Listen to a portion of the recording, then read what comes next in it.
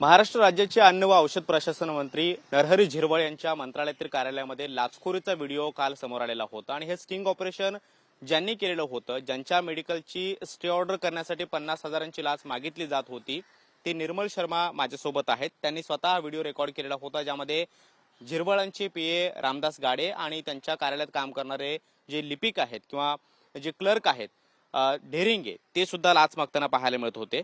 तुम्ही हा video record केलेला होता आणि हे स्टिंग ऑपरेशन करताना हे स्टिंग ऑपरेशन का करावं वाटलं?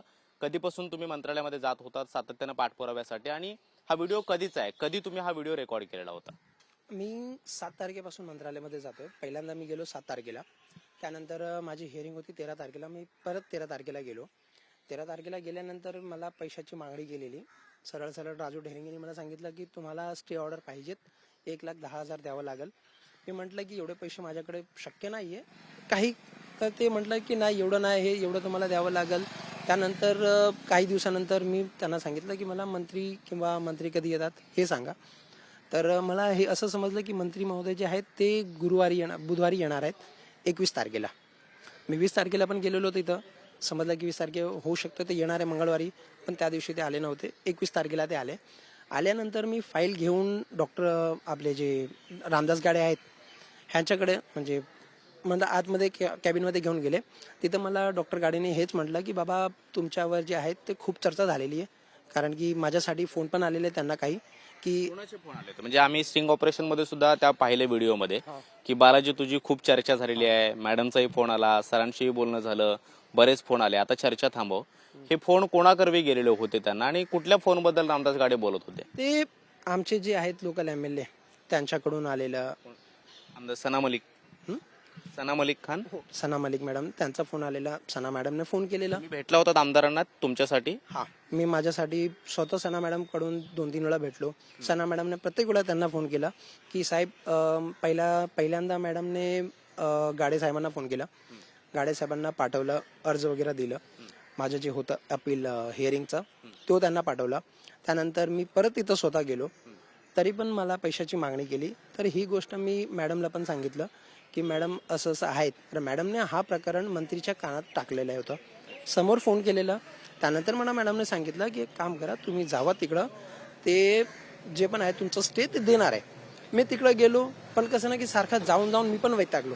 जाऊन किती दिवस जाणार, 8-7 तास. तिला लाच मागितली होती 1,10,000ची. पण ही लाच कशासाठी होती? म्हणजे काय असं कारण होतं मेडिकलचं ज्याच्यासाठी तुम्ही स्टे ऑर्डर घेण्याचे प्रयत्न करत होता? म्हणजे काय नेमकी कारवाई होणार होती FDA कडनं तुमच्या मेडिकलवरती? FDA कडून माझं काही नाही, फक्त हेच जसं काही नॉर्मल एक आहेत की तुम्ही फक्त एक तुम्हाला शिक्षा दिलेली आहे, 30 दिवस तुम्ही बंद ठेवा दुकान, बस एवढं.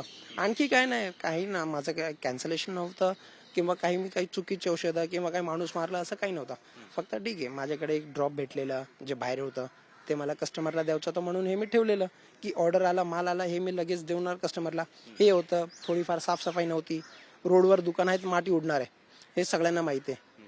हे आहेत ते छोटे मोठे पॉईंट होते ते. त्यावर मला शोकॉज नोटीस आला. मी त्यांचा जबाब दिला, पण माझ्या जबाबाने जे आमचे कमिशनर आहेत ते सॅटिस्फॅक्शन त्यांना असं नाही वाटलं की हे ते अनसॅटिस्फाईड जबाब आहेत ते, म्हणून त्यांनी आम्हाला हे आदेश दिला की तुमचे जे आहेत ते तुमचा परवाना एवढा ते एवढा दिवस म्हणजे मार्च महिन्यापासून एप्रिल महिन्यापर्यंत हे निलंबित करण्यात आहे. 1 महिन्यासाठी तुमचा जे आहे परवाना तो सस्पेंड करतोय आम्ही. फक्त ह्याच्या विरुद्ध, कारण की आता माझ्या भाड्याची दुकान आहे, भाड्याचं घर आहे. 1 महिन्यासाठी मी दुकान बंद करणार तर लॉस माझा आहे. म्हणून ह्या आदेशाच्या विरुद्ध मी मंत्रालयामध्ये गेलो. 7 तारखेला मला राजू ढेरिंगे भेटला तिथं. त्याने माझी फाईल जी आहेत ती सबमिट केली. त्यानंतर 13 तारखेला मला हिअरिंगमध्ये होतो. हिअरिंगमध्ये मला भेटले डॉक्टर रामदास गाडे. तेच सगळ्यांची हिअरिंग घेतात. हिअरिंग घेतल्यानंतर ते त्यांचे हिअरिंग रामदास गाडे घेतात, मंत्री महोदय हिअरिंग घेत नाहीत? नाही, मंत्री महोदय हिअरिंग कधी नाही घेत. मी तिथं गेलो जेवढ्या वेळा किंवा ज्या लोकांची हिअरिंग मी बघितली, सगळ्यांची हिअरिंग फक्त आणि फक्त डॉक्टर रामदास गाडे घेतात. हे घेतात. त्यानंतर ते त्यांचा एक सिक्रेट कोड असतो की 1 लाईन म्हणजे 50,000, 2 लाईन म्हणजे 1,00,000, 3 लाईन म्हणजे 1,50,000. हे एक लाईनाचा त्यांचा फरक आहे. 1 लाईन म्हणजे 50,000. या लाईन कशा आखल्या जातात? एक सरळ पेन घेणार, फक्त एक एवढीशी एक लाईन छोटीशी, बस हे 1 लाईन. हे लाईन म्हणजे त्यांचं कोडवर्ड आहेत की 1 लाईन. मेडिकलच्या पेपरवर जे स्टिकी नोट असतात त्यावर, ते मंत्रालयामध्ये जे लावतात त्यावर 1 लाईन मारतात आणि राजूला बोलवून ठेवतात की सुनावणी कुणाची आहे, ज्याची सुनावणी आहे त्याला घेऊन या, तर त्याला इथं आमच्या बाजूला बसवा. मंत्री म्हणजे आपले रामदास गाडे आहेत ते आमच्या समोर बसणार, आम्ही त्यांच्या समोर. आमच्या बाजूला साईडला राजू ते उभे राहणार. ते उभे राहिले तर मंत्री काय बघत नाही, फाईल काय मॅटर आहे, काय प्रकरण आहे, काही नाही बघत. कोणी काय केलं त्यांना काही घेणं देणं नाही, त्यांना फक्त आणि फक्त पैसे पाहिजेत. ते फाईल आली की लगेच फक्त एक लाईन मारतात की हां, राजूला विचारतात राजू काय प्रकरण आहे, यांचा सस्पेन्शन आहेत का कॅन्सलेशन आहेत, त्याप्रमाणे ते रेट बोलतात. माझ्यामध्ये काय झालं, राजूने सांगितलं की ह्यांचं सस्पेन्शन आहे. सस्पेन्शनसाठी ठीक आहे, किती दिवस, 30 दिवस.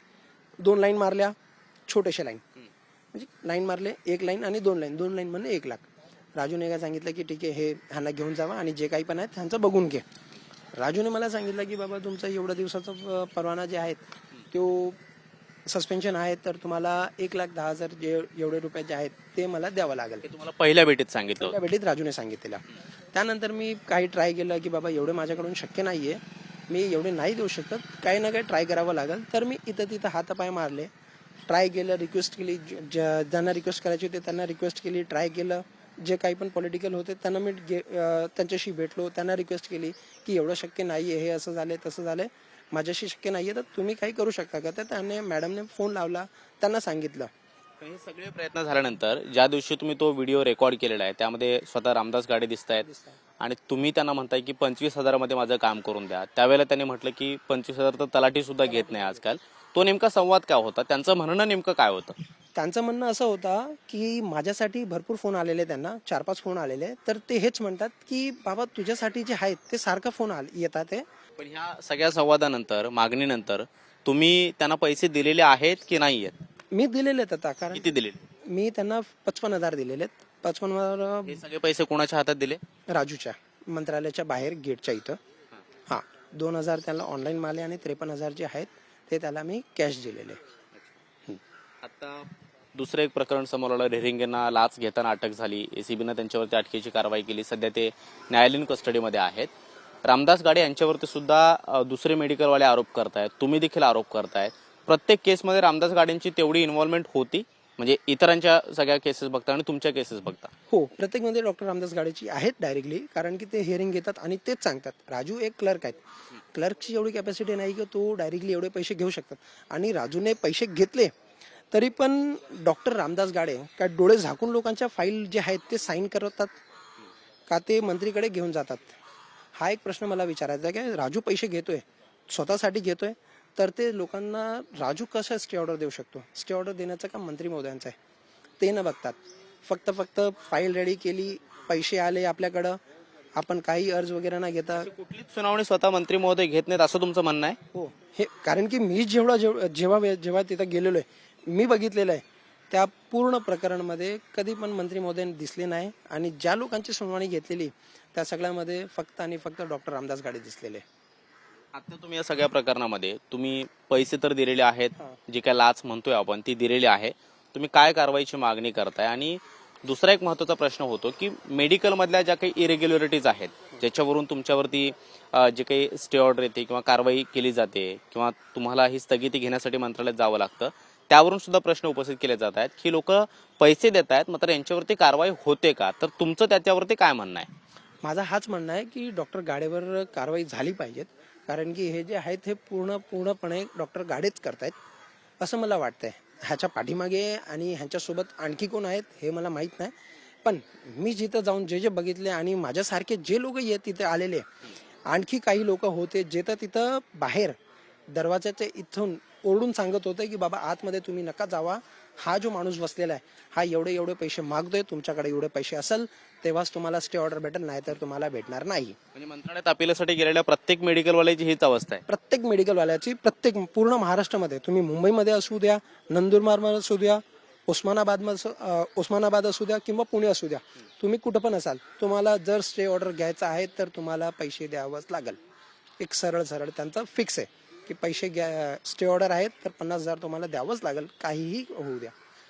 मंत्रालयात स्टिंग ऑपरेशन करणारे हे निर्मल शर्मा आपल्यासोबत होते, त्यांच्या मेडिकलवरती कारवाई होणार होती आणि त्यासाठी त्यांनी मंत्री महोदयांकडे म्हणजेच मंत्री नरहरी झिरवळ यांच्याकडे अपील केलेलं होतं. मात्र त्यावरती सुनावणी घेण्याच्या आधीच त्यांच्याकडे 1,10,000 मागणी करण्यात आलेली होती. त्यापैकी त्यांनी 55,000 रुपये राजू ढेरिंगेच्या हातामध्ये दिले असल्याचं त्यांनी सांगितलेलं आहे. मात्र याच दरम्यानचा मागणी करतानाचा व्हिडिओ सुद्धा त्यांनी रेकॉर्ड केलेला होता, ज्याची चर्चा संपूर्ण राज्यभरामध्ये होते आहे. त्यामुळे राजू ढेरिंगेवरती एसीबीनं कारवाई केलेली आहे. मात्र या सगळ्या प्रकरणामध्ये झिरवाळांचे पीए रामदास गाडे यांच्यावरही सातत्यानं आरोप होताना पाहायला मिळत आहेत. त्यामुळे त्यांच्यावरती नेमकी एसीबी काय कारवाई करते हे पाहणं महत्त्वाचं असणार आहे.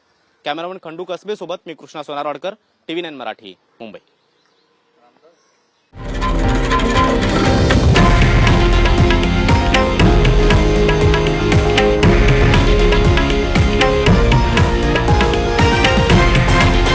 हे आहे देशातील नंबर 1 न्यूज नेटवर्क आणि आपण पाहत आहात TV9 मराठी, एकमेव.